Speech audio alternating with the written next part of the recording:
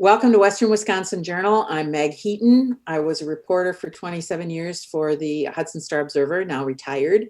My guest today is Tricia Christiansen of Christiansen Creative, a hometown girl, now a grown woman who is an HHS alumni, who has certainly made good both personally and professionally in our town. It's been my pleasure to work with her and write about her over the years, but also work with her on a lot of community-based efforts, including helping find a home for the Hudson Library, and on the Hudson Community Foundation, where under her leadership, the foundation took a leading role in addressing some pretty serious problems in the community, including the opioid crisis, some mental health issues, and to some more fun things like the Spark Project, looking for the next best great idea in Hudson.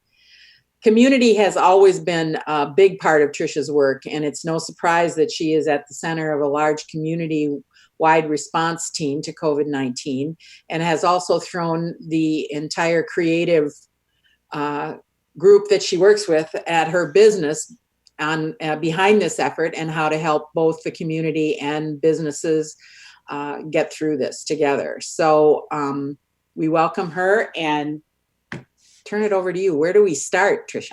Yeah, there's a lot going on. First off, I would have to say that we're obviously very thankful for the clients we've had. We wouldn't be able to do this, and put this type of pro bono effort if we didn't have such a great year. But I think one of the things that we have the benefit in our studio is that, we work with a lot of different companies and different types of organizations, whether it's nonprofits, small businesses, or large corporations, doing community type projects. So we're used to seeing things kind of at a higher level. And when things move quickly, the communication has to respond quickly as well. And so, being somebody within the community my entire life, having a business here for 18 years, I kind of saw this going down two different paths. We had the group that wanted to help kind of on an individual basis or for our residents. And then there was a lot of support that needed to happen for small businesses and the restaurants and things like that. And because we're active, both in Rotary and as a chamber member, it made sense to kind of step up on this Rotary effort for Hudson CCR, or the community coronavirus response.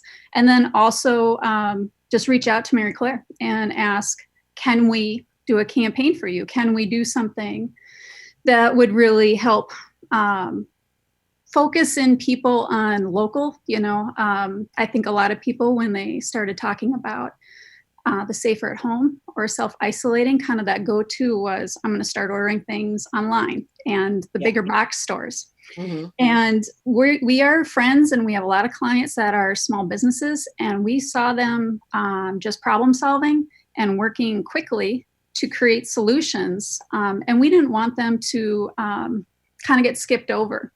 As an example, like the bookstore, Chapter 2 Books is a perfect example of never stop selling one day. But, they need just a boost. And so the chamber seemed like a perfect opportunity of what could we do to create that community pride, focus our locals on shopping local, really try to bridge that gap of what's happening now to when they could go to delivering curbside, which is, available now.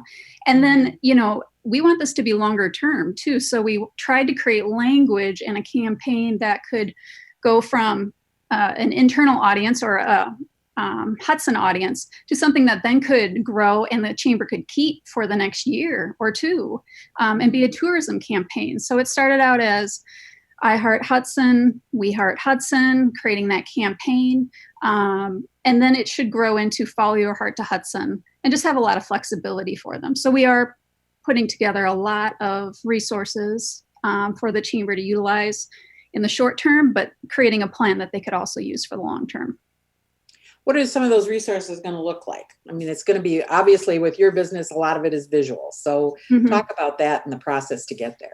So we started out with creating the campaign creative and kind of a marketing plan that was primarily social, and partnering with their team on deploying social posts, how to boost them, how to target people in the right audience, trying to come up with creative ways to just gain people their interest in. And right now we're collecting the stories, which is the big thing. So creating those positive ideas of, well, what is your favorite activity? You can't do it now, but do you like strolling downtown in the parks? Do you like bowling? Whatever it is, we're going to do some fun things, with some of these stories and make them physical testimonials into signage, which will be cool. So when people start to go to curbside or delivery, are they going to start to see, these little heart sentiments? Are they going to start to see banners with the We Heart Hudson? I think longer term, what we want to do is give the chamber a campaign that will continue on and go to the Twin Cities audience. Is it, in the Wisconsin realm, anywhere that's drivable? Because we do understand that people are going to want to take vacations, and Hudson's going to want the tourism dollars, and the businesses are going to appreciate some locals coming and spending their weekends here. So we want to partner and just, again, pro bono, provide all that insight. So maybe even evaluating, what have we done as a community to attract in the past, and what could we do differently in the future, and knowing that short term is summer, but what could we do as a plan for longer term? And then also creating templates that maybe we could hand off to the chamber so they could continue it on their own internally. So so there will be Mary Claire, in an interview we did with her a little while back, she talked about some of these stories or little vignettes. Mm-hmm. How do people do that? Oh, they've been emailing the chamber, and they've been sending it via direct message on Facebook, which is great. And the great thing is a lot of people love so many things about Hudson that some of their stories list 12 businesses, which is, yeah. Good. That's good. Yeah, it is. It's really great to see. It's very positive, and it's a lot of fun. One of the things that we're doing that we actually haven't shared yet, and I know it's going to be shared next week, is we illustrated this great map. It's really fun, of Hudson. And so as people are going to share their stories, that's going to be a free gift. So people who are talking about, somebody wrote a simple comment, but it's just so poignant. Like, I love the movie theater. I love movies. And I'm like, me too, dude. I think I'm going to go up there and, I can't hug anybody, but yeah, I miss the movie theater. Absolutely. So in terms of your creative team that's working on this, is this kind of a company-wide effort? No, we have a slice of the team on that. We have another slice on the Hudson community coronavirus response. And we do have billable work. So we do have, good. That's good to know. Yes. Yeah. So is that true? When you're talking about all the other businesses in Hudson that have to respond to this, how has COVID affected your business? Well, we are very fortunate. We are considered part of the Twin Cities creative industry. We're members of AIGA Minnesota, but we're outside. We're not Minnesota, and a lot of our clients are Minnesota. Unless we're tempting people with mojitos and margaritas, we primarily don't see our clients face to face. So, it's not really a deterrent for meeting or operations, and everything is computer based. I think the biggest thing is our team is a lot of fun. So we're just missing seeing one another and grilling out and things like that. So, but no, right now we've been busy. We've been helping a lot of clients with the keyword pivot, quickly creating solutions. And right now the goal is, if somebody needs something, we do it, because everybody needs that support right now. Yeah. You have always been very close to the business community in Hudson, particularly the small business community. Can you talk about how they're doing through this? Well, yeah, I'm not sure collectively if everyone is doing the same. I think Hudson is very fortunate that our community has a pretty positive brand, because our businesses are strong and they're unique. and our restaurants are fantastic. But there are people that, may not have the longevity as some of the others, and so they aren't ramping up as quickly. So it's tough, and I think it's got to be. It's almost like a daily battle, just getting in front of people over and over again. And it's almost like, I don't want to equate it to eating junk food, but that quick and easy junk food is so easy for a reason. But, taking the time and, ordering something here and just changing that thought process. We are asking our Hudson residents to invest in kind of changing that procedure and learning how to work with the local businesses. I'm lucky. I already have an account with Hudson Flower Shop. So I just call and say, send my mom flowers and bill me. I don't have to go through all the steps. But I know it's frustrating for people to do things differently. But I'm also very optimistic that I see a lot of the retailers promoting their stuff on Facebook. Here's what we have in the shop, and people are calling and people are picking it up. And it's obviously not the same as what it was, but it is very heartwarming, and it feels good to see everybody diving in and trying to find solutions and seeing their patrons excited, like, we're ready, tell us how to support you. One of the things that you said too is that this, obviously no one really knows exactly what it's going to look like when we come out, if and when we come out on the other side of this. Obviously there'll be some permanent changes, I think, in the way people look at things and do things. Is that and that's going to be a positive thing from the sounds of what you're doing. Right. We did try to quickly put together a lot of the things we're doing right now. They're not necessarily things we always offer, but like within 3 days, we pulled together a quick Zoom meeting with local retailers on how to promote on Facebook, and doing it at different levels. So if their comfort level wasn't full blown setting up a shop, or they didn't want to put together an online retail store, here's some options of what they could do in the short term. I think there is going to need to be that component of online engagement, and that's just the way people are thinking, and I'm trying not to use the A word, but if we don't want people ordering online from the big box, we need to give them ways they can shop through social media or on a website. Can you talk a little bit about the CCR, the COVID community response? Yeah. You've been a part of that from the beginning, I know, as well. So what kinds of things have they been doing, or what should we be acknowledging right there? So quite a few things. That is weekly, if not daily meetings. It is powered by Rotary.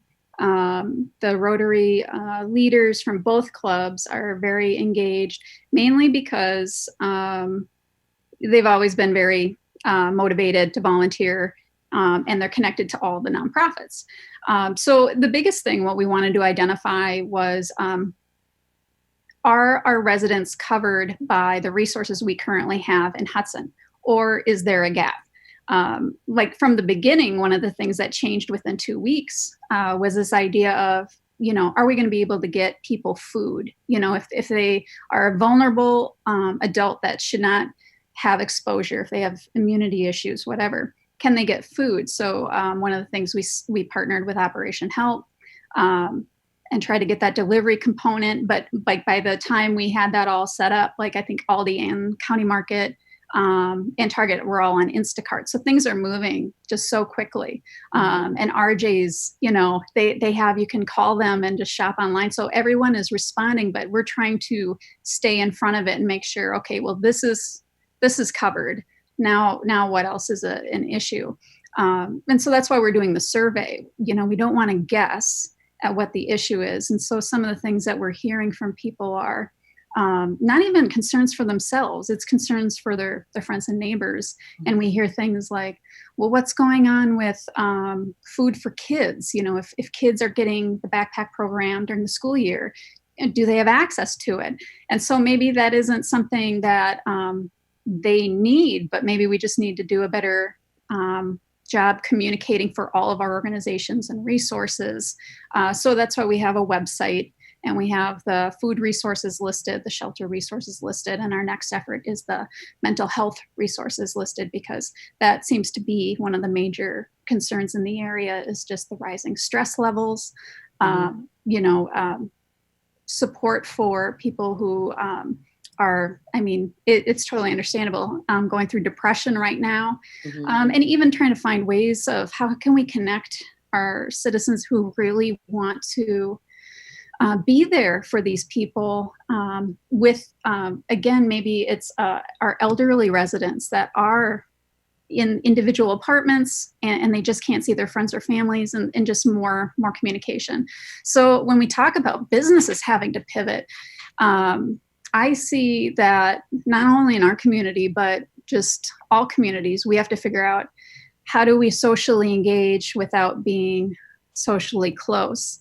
How do we engage kids without necessarily, body slamming onto one another, but there should be some fun things we can do just in the future, that if something, some of this is just planning for the future, if we go through another wave, things like that. And, we aren't the government, we're just volunteers trying to connect the dots, connect the resources, make sure if people have questions, they're getting the answers. And I think one of the major gaps we're seeing is, we have a group of people that just don't have access to technology. So what are we going to do for, and it's not just elderly, it's people maybe in apartments that, used to use the library, and now the library is doing curbside. And so, their access to the computers in the computer lab are gone. So there are some things that we're just trying to assess it and plan, and work as quickly as possible with all the other organizations in the town. But yeah, it's a lot, but I think everyone's dedicated that's working on it. And our group, for what we do, is really just more of the website and the Facebook component to make sure that communication's getting out there. What's the address of the website? HudsonCCR.com. Okay. What through the course of all of this, like I said, you've always made working in the community and addressing community needs part of how you just operate day to day. What surprised you in all of this? Or maybe nothing has. Maybe yeah, I just go with the flow. You've always believed that Hudson was a pretty good place, so maybe this is just sure, yeah, confirmation. No, it's I've always believed Hudson's a good place. I think it's nice to see people working together. It's nice to see. I love seeing the line for people doing the takeout. I think that's fantastic, and yeah, I think there's just a lot of positives, and there's, always going to be things that are negative, but, my job is always to focus on the positive and what can we do better tomorrow, and, how can we help? So, what about, what would you say to other business owners who, based on your experience and what your involvement within the community on all of these other things that you've worked on over the years, what does that do for you as a business and personally? Oh, I think all the benefits are pretty much personal. I actually have told people before, if you're going to get involved just to network, don't do it. You got to do it because you care about the community and you're really there for, the future of Hudson. Primarily our clients are in the Twin Cities, and we have to kind of pick and choose what we're working on. Like right now we have a couple small businesses in town, and we really can't afford to do more than a handful at a time, because it's the bigger fish that sure float us. But, we love doing the community projects because, we can see the outcomes from it just being so positive. So it's it's all personal. Yeah. Well, in addition to your professional stuff too, you're a mom, and how are you doing with the schoolwork? Oh, well, good. Because if you didn't know, I'm married to Mr. Space St. Croix, professional educator. That's right. So you are off the hook. I am off the hook, and I don't know how many space demos, rocket demos Ted has had to sit through, but he's being a good sport. Yeah. Yeah. And you have a college age daughter? Yes, I'm very lucky though. She's self-propelled. She's a double major, biology, psychology, chemistry, just wants to learn all the time. So I'm never going to say that, it's hard for me. I have weird kids. They're very easy. And I sympathize with all the parents that are being thrown into teaching because, knock on wood, that's why I can focus on all this community stuff because 2 great kids and awesome partner. So that's good. So in terms of the Heart Hudson, what will we be seeing in the next couple of days and weeks? So I know today our account director, Kevin, just dropped off fun stickers at the chamber, and I believe they're going to distribute them to some local retailers to help promote the curbside and delivery. So those are really awesome, and they celebrate Hudson history and culture and retail and, of course, food. And then, like I said, we are going to keep collecting stories in May with the chamber, and I think can't remember, we have at least 100 posters we're going to give away, and those are going to be wonderful. And then, the banners are going to start to come out, and the window clings are going to start to come out, and it's all really great, and it all celebrates our community, and I'm hoping that one thing that comes out of it, we know we have quite a population that lives here but then works in the Twin Cities or other communities. I really hope that they're seeing how many local businesses we have and how amazing they are and diverse they are, and just maybe when we do get on the other side of it, these local businesses are going to have a whole new client base, which would be fantastic. That would indeed. Well, they have no better advocate than Christiansen Creative and you at the helm. So again, we appreciate everything that you do, and it is not going unnoticed this time around, I'm sure. So good to see you. Thank you very much. Stay healthy. Okay, you too. Nice to see you. All right. Bye-bye. Bye-bye.